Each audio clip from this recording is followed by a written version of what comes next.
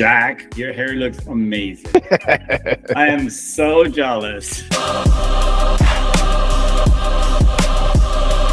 That's hilarious. Are we already recording? Hell yeah. What's up, buddy? How's the summer treating you? You did some traveling? Yeah, it's good, man. It's good. I did a little golf trip with high school buddies last week. That was fun. What remote place did you do? Montana. It was great.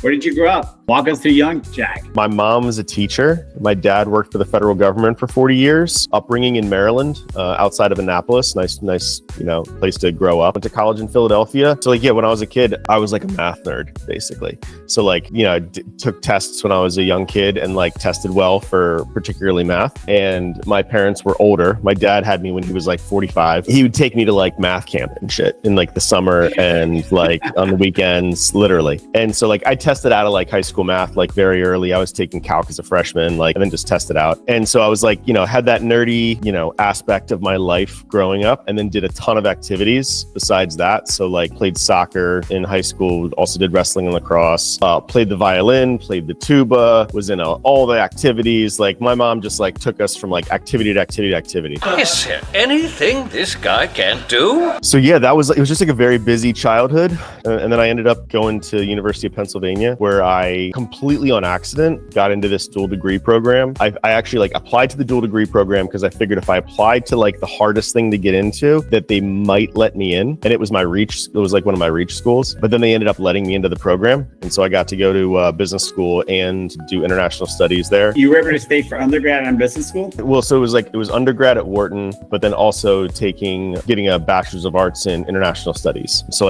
and concentration in Latin American studies and Spanish. So studied abroad in Argentina for 6 months, was awesome. My Spanish got, much better there. I'm probably one of the few people who actually is using the language that they studied in college, because I get to go on the job site and talk to guys. Whereas, people who studied French, they're not using that, I'm sure. But or everybody who's I took 5 years of Spanish in middle school. And you're cool. Yeah. Check off the list.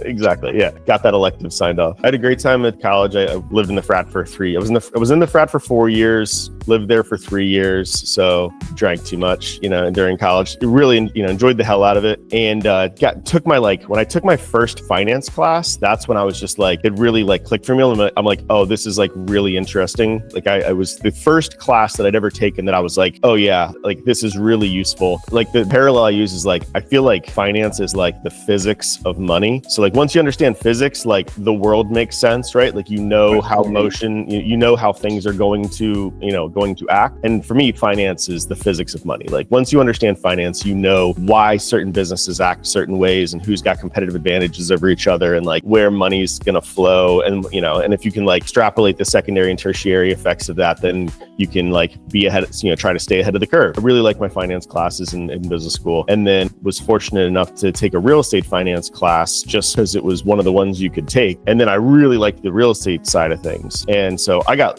very lucky in that I found my area of interest in college even, and happened to actually get a major that I was gonna then use in the real world, which is a rare, which is lucky, very, very lucky. So really like my real estate classes. And then I went to New York after that, because that's what you do. Worked at an office REIT, SL Green, buying Midtown Manhattan office buildings. Kind of a big one, not a small one. So huge office buildings around Grand Central Station are what we were working on. So it was cool because you'd be working on this hey, we're going to buy this building for $175 million. So there was lots of zeros at the end, and that was fun. And you'd go on a site visit and be touring these massive Class A office buildings. So that was cool. But you got to do a deal or two a year and 2 or 3 refinances. You'd work on something, and we were working 90, 100 hours a week.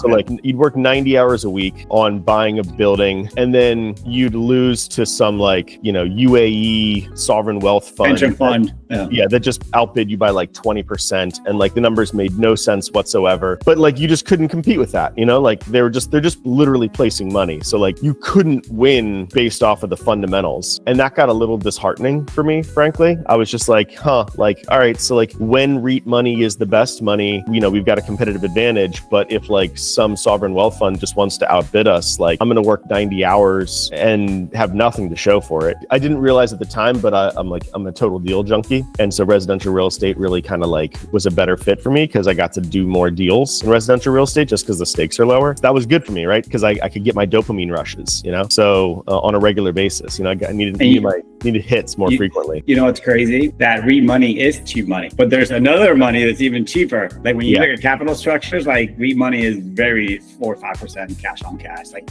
but then you have FU money that's just like, exactly. For the next 50 years, and it's just cheap money. That's kind of eye-opening. We sold a bunch of oil that we dug out of the ground that like has, you know, is our birthright, you know, so you can't compete with that. Yeah. Awesome. And then, so walk me through on the personal side. So when you get burned out, what does Jack do to reload? What do you do to recharge? I'm real introverted, like by like, you know, all the personality tests or anything. I'm like a super introvert. I love talking shop. I love talking real estate, and like one-on-one especially, like I'm fine. But like throw me into a cocktail hour, it's my personal hell. So like I like some alone time. I travel a lot with my wife. So like the big recharges tend to be like big trips. I don't know, 60 some countries under my belt so far, and like continue to hack away at that. So I really like to do a lot of like international travel. And then I took up sailing when I turned 30. Grew up outside of Annapolis, but had never sailed. Like we didn't, you know, we weren't water people. Like I didn't grow up on the water. So, you know, but I like the idea of it. So I live in Baltimore now. They've got a great sailing program. And so I got into that when I turned 30 as like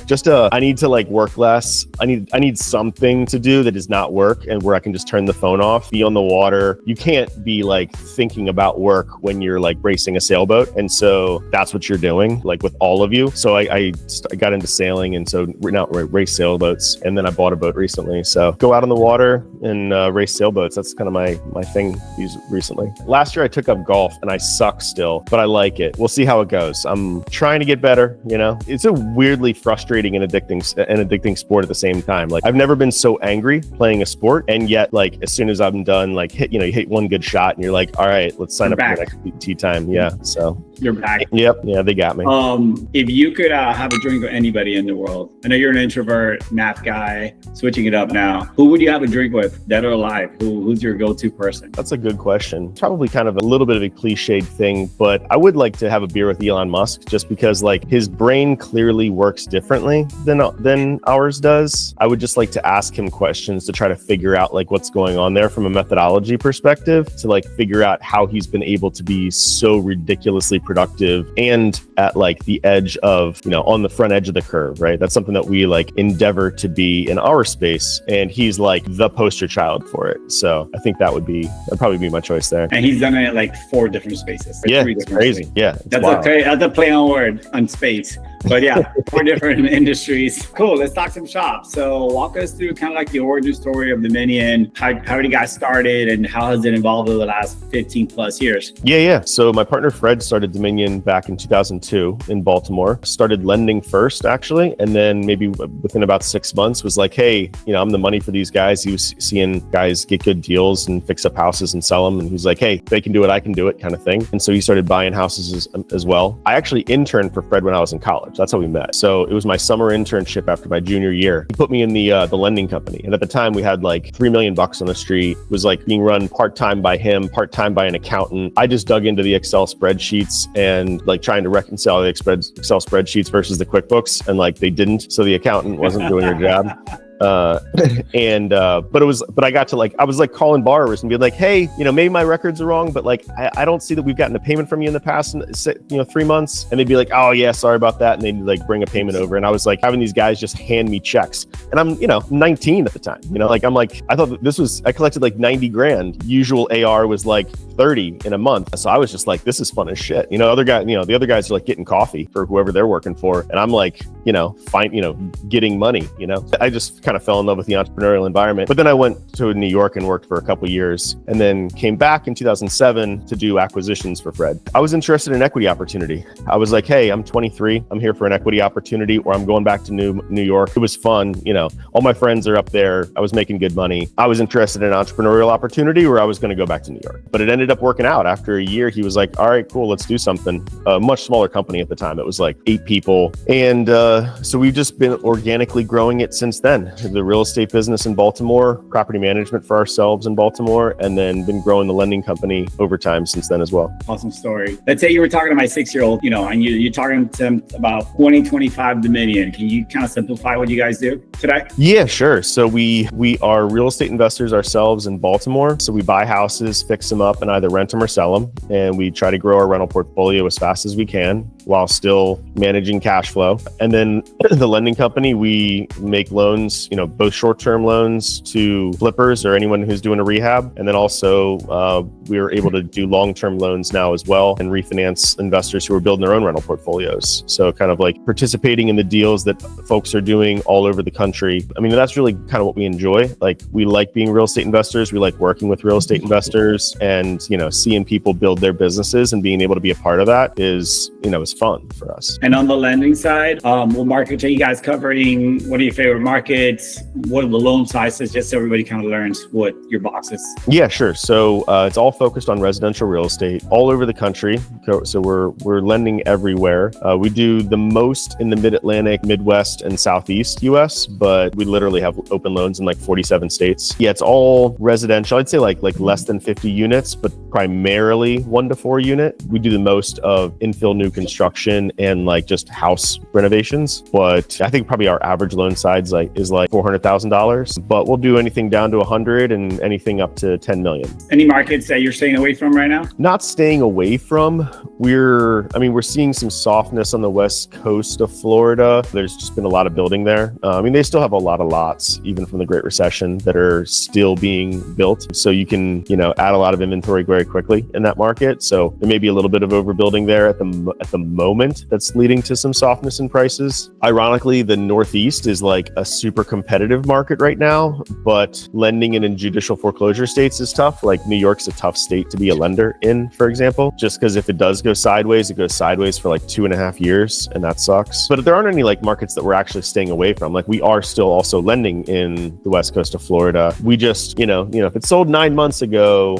we're going to heavily weight the comp from the past 60 days. That's the indication of the market, not where the market was 9 months ago. So we've just seen a little bit of price drops there. As to core products, are you seeing 2025? You see any changes happening, or are you sticking to the same type of loan products? Yeah, I think we're sticking to the same loan product. On the fix and flip side, we launched this 100% LTC program. How does that work? We try to get granular about profiling risk. Like, we don't think that it's a good idea to lend 100% loan to cost on a house built in 1910 in the state of New York to somebody who has never done a $120,000 rehab before. I wouldn't do that. I think that's a bad idea. But if you're doing a $30,000 renovation and you've done 10 of them before, and you're in Georgia, and you get a great deal on the property, I'll give you all the money. So we're trying to be a little bit more like high resolution about like profiling the risk of a particular deal. As a result, getting as aggressive as we possibly can where we can, and not punishing real estate investors for getting really good deals on their fix and flip projects. That's something that we rolled out a little bit more than a year ago. It's going very well. We have not seen an uptick in default rates, even though the market is even softer. So I'm calling that so far like, hey, it's working. That's awesome, because as a real estate investor, once you fall in love with a deal, I always say like your next question is, how much cash do I need to do the deal? Period, right? Because if you don't have the cash, you can't do the deal. Yeah, exactly. And cash flow management is like the hardest part of the business. Like, it has been for us in our real estate business. Like, managing cash flow is a bear. We try to use that mentality, right? Like, so we're in the real estate business ourselves. So we try to come at the lending business with the same kind of like, common sense approach, not common sense being like, hey, I can always give somebody all the money, but like accurately profiling the risk. And if someone's getting a great deal on something and we can give them a loan, we're like, hey, there's no way we're taking this property back. Like, we can minimize how much cash that they are putting down so that they can hopefully do more deals and make more money and build their business. I think what's the saying that most real estate guys are, or 99% of them are equity rich, cash poor. Yeah. All your money's in the assets, and then you get a little bit of cash flow and appreciation, but once you do exit, you roll into the next deal. So it's always like a fun game to play cash flow. Yeah. And then like, with this vision, like 10, 15 years from now, it's like that. It's not 5. Like, it's it's 10, 15 before you you can actually monetize any of that equity and really not feel like you're still building the business. But it's definitely at least a 10, 15 year road until you get to that point. Completely agree. You guys think you have any moats or anything that makes you guys unique? This product sounds really interesting. Anything else? Yeah, I mean, that perspective that we're bringing to the business, like of an operator, we find that is competitive advantage for us when we're working with investors who have any uniqueness to the deal. We're able to get our heads around it just because we're also real estate investors. So we find that that's definitely a competitive advantage. We also, just from a culture building perspective internally, really try to explain to everyone that is closing loans, servicing loans, that hey, you're working with real estate entrepreneurs, most of them solopreneurs, who working their asses off to try to make better their families, right? And increase their net worth. And they're making sacrifices, right? To do that, to grow their net worth for their families, who they'd prefer to be spending their time with, right? So when you ask them to provide something, you're asking them to not spend that 15 minutes with their kids, and they're already working more than all of us are.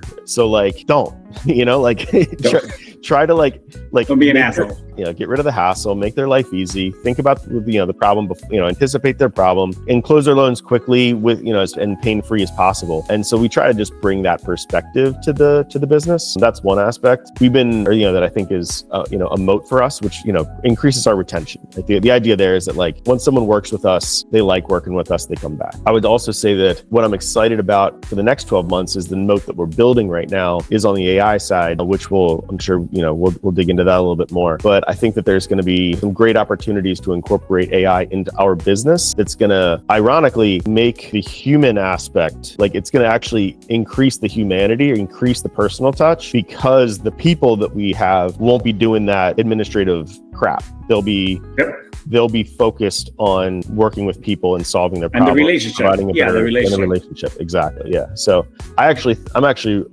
really bullish on AI increasing the humanity of society as opposed to turning it into a bunch of robots. I'm with you on that. I agree. If we were to get into Jack's head, right, and you were to be on vacation and you look at your dashboard and you say, hey, the company's winning or not, what are kind of the metrics that, from your position to running this type of business, you track? What are the big high level levers that you're able to move? What do you track? Is it loan volume? Is it default rates? Is it interest? What do you look at? So I got this Salesforce dashboard that we've put in place for ourselves. It's flashes. Yeah, it's loan volume closed per month, customer retention, what percentage of those are repeat customers. The loans closed per capita, per employee, is a number that I'm really focused on trying to increase. And then Google 5-star reviews. Yeah, how many new 5-star reviews do we have? And have we addressed or tried to resolve or turn anyone who had a negative situation and fix whatever happened in that situation to turn them into a 5-star review. So those are the ones I'm focused on.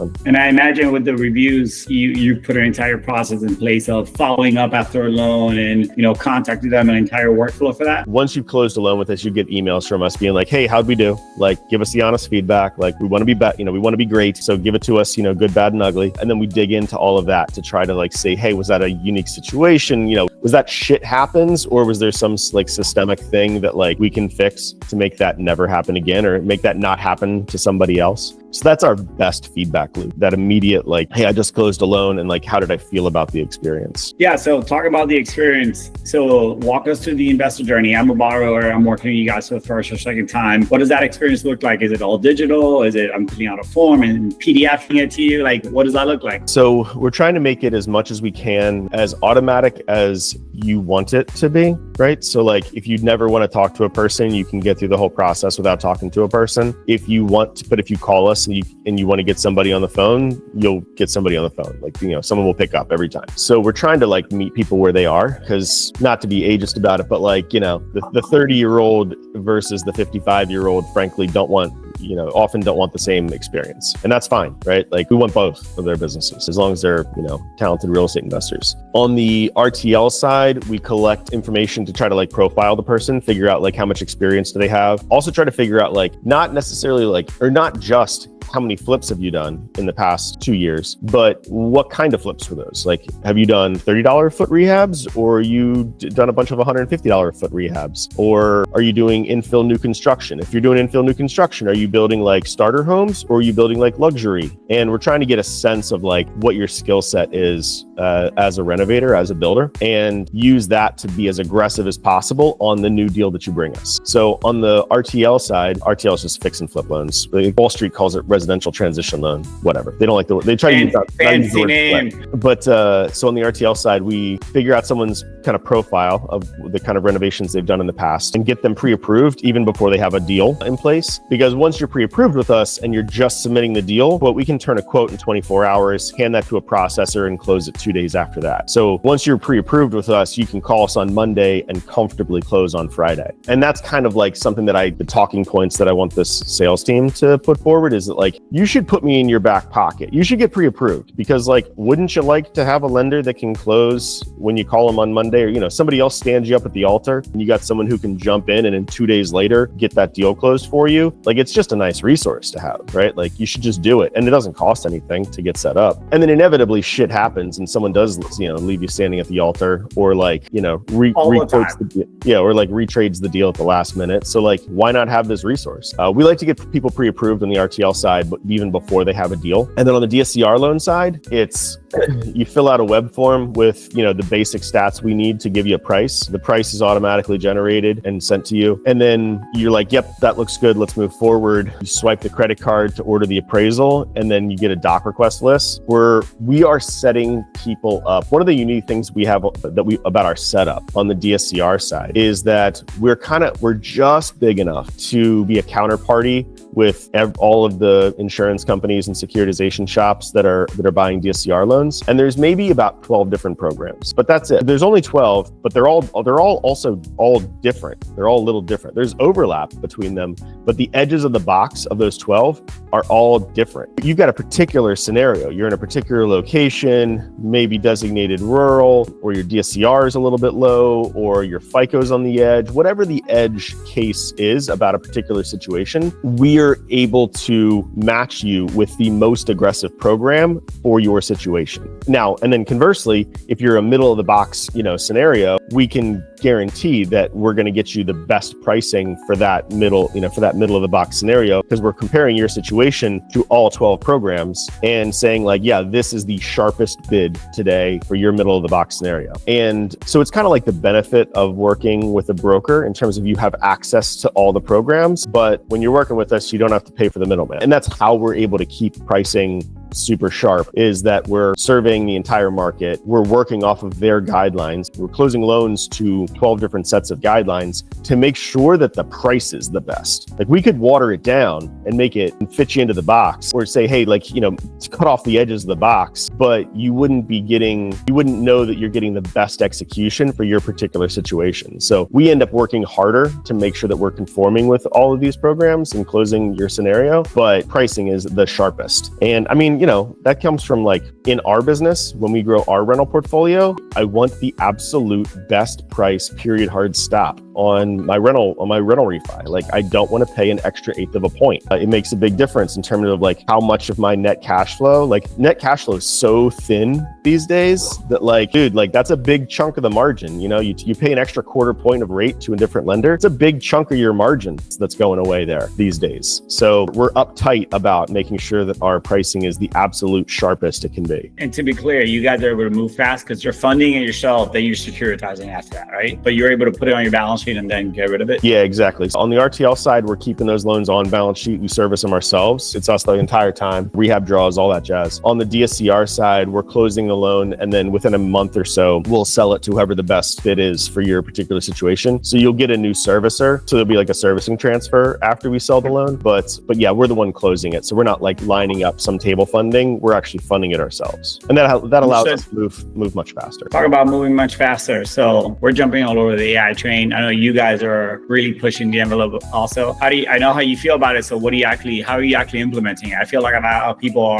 they want to do it, but they're terrified, or they have no idea how to get behind the dark screen of it, right? And what's your experience with it up to now? Because we're in the middle, everybody's in the middle of it and starting off. I have a lot of experience that I didn't expect. What's your experience with it? It has been, man, there are rabbit holes everywhere too, right? Like, you can, it's wild. We've made the decision that we think it is important that we build it internally internally, that it becomes a core competency of the company, not just that we're going to wait for some like vendor to come out with some maybe bolt-on product, which actually I'm actually skeptical that that's going to be a thing at all. I think that like the good shit is all going to be built in-house, like custom for yourself. And so that's the route that we've gone, is that we're trying to train as many people as possible and hire more people who are excited about that space. And then they come in, and we've been building kind of like backbone to apply our data sets, right? Because that's what the interesting thing is, like trying to get our data into structured formats so that it can be ingested, and you know, put an LLM in the orchestration, you know, in the flow to make, you know, our employee experience better, make our folks more productive, and also make the customer experience much better. So if anyone's got any, I'll go a little technical just in case anyone's like familiar with this stuff and is just like, say something material, Jack, not just generic. We're using a lot of N8N orchestrations. We're using Microsoft Azure to do a lot of our prompt engineering and be able to switch models. So we're setting up, doing a lot of prompt engineering in Azure so that we can switch models. Like GPT-5 just came out. Opus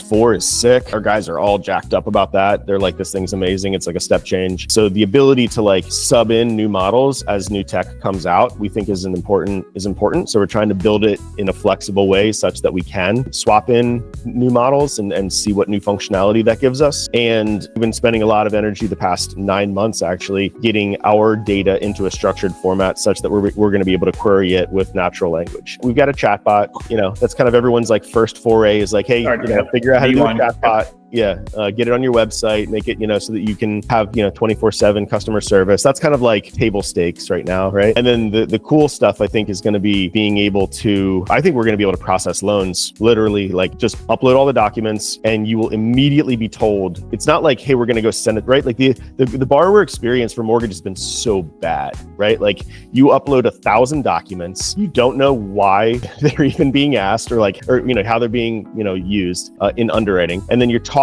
to someone who's forward facing to you, but that person's not actually looking at the documents that they're collecting, right? Like they send it to underwriting, and then the underwriter sits in some dark room somewhere with, you know, some reference point that you're not aware of, and they're scrolling through your documents, and then they come back and they say that, you know, these things are problems, and we need these 4 stipulations to be cleared before this loan is cleared to close. And that takes time. There's like this, like you send documents in and then you wait to hear back from underwriting whenever they get to you, right? And you're like, are we good? Like I provided the thing, we good? When's my closing date? And then you have to wait multiple days for underwriting to come back. It's terrible. Like it's a terrible experience, right? Like, and I think it's completely unnecessary. Like we're going to be able to, we're putting into production right now. Like I'm actually like literally the last Monday, we upload documents and they are immediately decisioned, and we know what the steps are, right? Like we're extracting the data from those documents. We're comparing that data to the 12 different sets of underwriting guidelines. We're coming back and we're saying like, yep, everything looks good, like, and we're ready to close. Or, hey, here's what those stipulations are, and here's why. And you know what? Maybe, but if we went to this other program, you wouldn't have to deal with those stipulations, and the rate's actually the same. Or like, or if we eat 1/8 of a point, you know, we can get you the same rate, pivoting you to this other program, and you're good to go now. That doesn't exist in the borrower experience in the industry currently, but I mean, it's going to now. And if we're doing it, I think others are doing it as well. So I think there's going to be really a big shift in the mortgage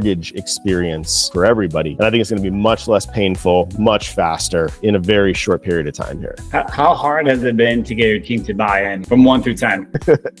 I would say for 20% of the people, it's been super easy. 20% of the people are completely ignoring me and everybody else is somewhere in between. I've tried to use the carrot and the stick kind of thing, being like, I've tried to be like, hey guys, the world's changing. Like we need to like try to, you know, dad, you know, grabs you by the shirt collar and just like, don't step it out into traffic, but you know, because he doesn't want you to get hit by a bus. And I'm like, hey guys, you need to learn how to use AI, or the AI bus is going to hit you. But you know, some people understand and some people don't like grab by the collar and shaking a little bit. We've also tried the carrot, and we set up a system. We basically set up our own virtual machine where we've plugged in all of our enterprise LLM accounts, and our employees can access all of those accounts, and we just pay for the tokens. So they don't have to have like 4 different $200 a month subscriptions, which adds up, you know, which gets very expensive. Yep, for sure. very expensive. So they don't have to do that. They can just go into this system and access all of our accounts, and we just pay for the tokens. Now the tokens are, no one uses $200 a month of tokens. Like you use like $8 a month of tokens. It's a much more efficient way for all of our employees to have access to all of the best models. We actually just uploaded Opus 4 and GPT-5 yesterday to the system, so they can have access to that. And it's literally free as an employee. So I'm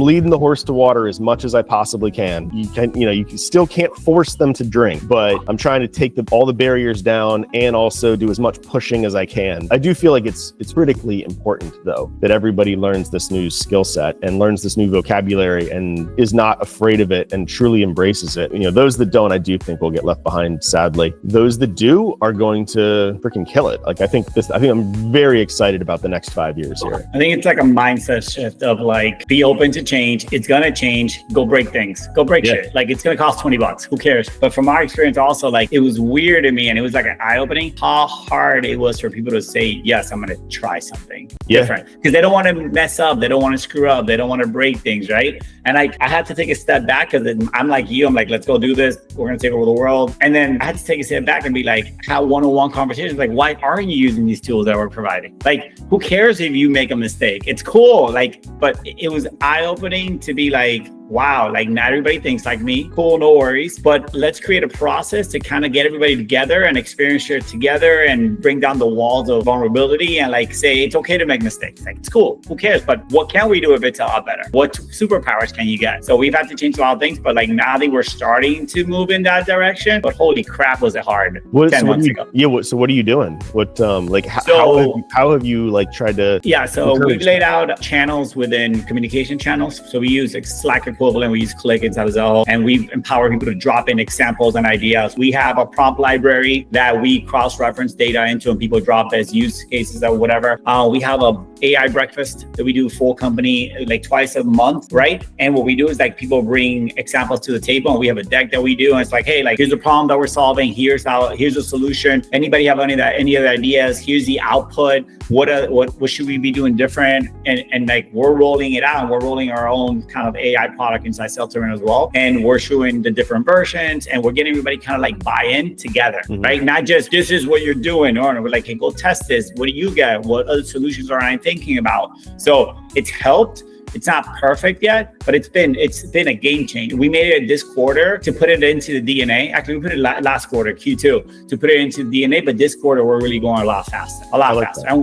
Yeah, it's just like that's what opened my eyes. And when I was talking to our sales guys specifically, we're more away from the tech side. We have a lot of tech guys, but the sales guys are on the streets doing stuff. They're like, well, how is this going to help me? I was like, how is this not going to help you? Yeah. Like I could create a prompt that could help you with not negotiation, but like actually negotiations. Like, how should you reply to this? What am I not looking at? What are the blind spots? Can you get comps for me? Like, yeah, it's been really eye-opening, but I think people are opening up a lot more to it. But the fact that look, we think it's a race to zero. It's going to get cheaper and cheaper and cheaper and cheaper to do all this. Are you going to keep changing your mindset to be, okay, we're going to change again, and we're going to change again, and we're going to change again? So I think it's more about like the mindset shift and like the structural shift. I'm with that. Yeah. Okay, so on the real estate side, my favorite part of this conversation are always war stories. I think that's what we learned the more about. Do you have any fun war stories? We don't need names or locations. Are there any fun war stories that someone getting into lending or someone who is borrower be like, shit, that's interesting. Any fun ones? I mean, you have them for sure. Oh, yeah, for sure. You're gonna drop them out. Yeah, I'm trying to sort through the library right now. I mean, big war stories for us were like big learning lessons were like the Great Recession. 2008, 2009. I started in 2007. So like the day I showed up was like, I started March of 2007. So like the day I showed up was like the day that the market started to fall in Baltimore, at least. So like there was nothing. Yeah, there was like nothing but, yeah, exactly. Highly correlated between me and the down market. Yeah. For the first 4 years. Yeah. I was very counter-cyclical. We had the lending business in Baltimore at the time was all like completely asset-based. It was like, didn't care what your FICO was, didn't care what your sure, if you'd filed tax returns, certainly didn't care what was on them, not doing any judgment searches, nothing. Like, just what's the property? Cool. If I'd like to buy it for 100, I'd happily lend 80 on it. That was the model. And we were able to charge a lot for that. We got kind of adversely selected also because it was the folks who didn't qualify for financing elsewhere who were the ones we ended up lending to. And man, that kicked the shit out of us. We just, our default rate was 30%. But it was funny because but the thing is, it was only 30%, right? It wasn't 100. Like everyone was underwater. Not everybody defaulted. And so it was a really perfect kind of A/B test of that's really interesting. You're in the water, but you're going to keep paying. That's wow. Yeah. So everyone's Powerful. underwater, but who keeps paying and just sucks it up versus who tosses us the keys versus who actually actively fights us, right? And wants to fight us. For them, not taking your money. Taking your money for them not fulfilling their obligation. Burning it. And hey, you know what? What's highly correlated with that? Credit score is credit score. Unfortunately, as much as people want to get away from that as a gating issue, it's kind of really highly correlated to who's going to suck it up and do the right thing when shit hits the fan versus who's going to fight you. Not what the tax returns are, but that you have filed tax returns. There was a very high correlation between the guys who fought us or but just ghosted us, either fought us or ghosted us, and them not having good credit and not being current on their taxes. And these were and at the time we were an asset-based lender. We didn't put those preconceived notions onto the scenario when we were lending. We actually just purely lent on the asset. When the stress test came of that period of time, we came out of that situation being these things do matter. Now that led us to be probably overly conservative for the next 15 years, right? Where we are lending for the next great recession that never came, right? That hasn't come. So we've probably left a lot of money on the table from our conservatism. But frankly, 2008 to 2010 was so scarring. I mean, we did workouts for 3 years straight. Sucked. It was awful, right? It was not fun to come to work. Thank God I was 23 at the time and didn't know better and was thought that doing any business that I was doing was fun, from my perspective. So but we never wanted to, we came out of it being we never want to do that ever again. We came out of it being hey, we want to lend to people who are more financially qualified, but we need to be better priced in order to get those people. So how do we focus on capital, our cost of capital, and getting our cost of capital down as much as absolutely possible so that we can provide the rates that will attract the investors that we want to work with. So that's frankly been our philosophy for a long time. Like I said, it hasn't necessarily been the profit maximizing strategy, but also if we had to go through another 3 years of workouts, we might quit. So we really just don't want to. It was that scarring. Yeah. I'm not letting you off the hook. I want one war story. Did you take an asset back that took you 7 years to go through in New York? Did you do any of those war stories? Or that was... I got my worst war story is fraud from 2021. So a guy from New Jersey doing deals in New Jersey, New York, and Florida was started buying lots in Florida and doing infill new construction, except that he wasn't. He was using a straw party, marking up the land, producing fake permits to get draws, and the numbers looked really good. And the guy was actually a renovator. He actually talked the talk very well and had not been a criminal in the past, but decided to be in 2021. We're still working that out. I got a big judgment against the guy that I'm pursuing. I'm chasing this guy, all over the country. And so that was one of those that it was 2021 and we weren't looking, money was cheap and real estate values had gone up. We just frankly were had our eye off the ball from looking out for those instances of fraud. We've gotten much better since then. And hey, our equity is a first loss. So Fred and I ate all of that, right? That just came right out of our pockets. And so our investors were never affected. Our lenders were never affected. Fred and I just didn't sleep for a year as we were chasing this guy. The instances of fraud are the ones that really you lose sleep over, wake up in the middle of the night and just can't get back to bed. It's the fear of where are these holes in my system? Because I mean, that shit happens, man. It shit happens every day. It happened a lot in 2007. I think it's coming a lot more now with everything being tech first. But we're doing a lot. We're a fully digital platform. You guys are going to go fully digital. There's going to be a lot of identity verification, little things that you just overpass when you are physical. But we see it too, where we're having to add extra steps to our process to double, triple verify things that should be normal, right? Yeah. So I feel, thanks for being vulnerable. That's awesome. Okay, final question. You ready? Back to young Jack, right? But let's say you graduate Penn and you borrow $50,000 extra from student loans, right? And then you're like, I'm gonna pay this back over the next 10 years, but I'm gonna borrow 2% today. So if you were first getting into real estate today with your knowledge, but you go back in time, how do you invest those first 50K? Like, what do you do? Is it lending? Is it investing? Is it partnering in a co-GP, LP? Like, how do you do it? Today, like, and given today's market conditions? Yep. Yeah. Today. I'm probably house hacking. I'm probably finding a deal that I can buy as little down payment as possible, that needs a little bit of work, getting a good deal on it, fixing it up, GCing it or actually swinging the hammers myself, being very selective about the deal that I can refinance and get my hard costs out without over levering, without putting too much debt on the asset, which is a thing that I think that a lot of people screw up, that they lie to themselves about the expense ratio. They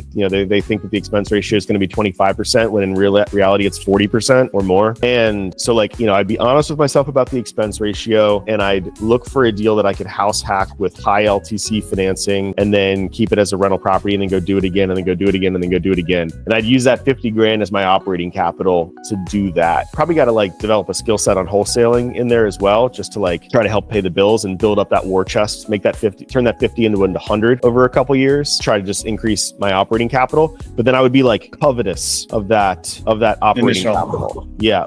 Make sure that I keep that 50, that's in play. That it doesn't get stuck into a refi, that it doesn't get stuck into a flip that I can't sell for 4 months and I just burn it up in hard money interest. Holding cost, yeah. Yeah. That's what I would do. Dude, I really appreciate the time. Probably one of my favorite conversations we had. Thanks for being open and vulnerable and keeping it real. I think everybody learns from that way more than here's my revenue and here's how many loans I've done.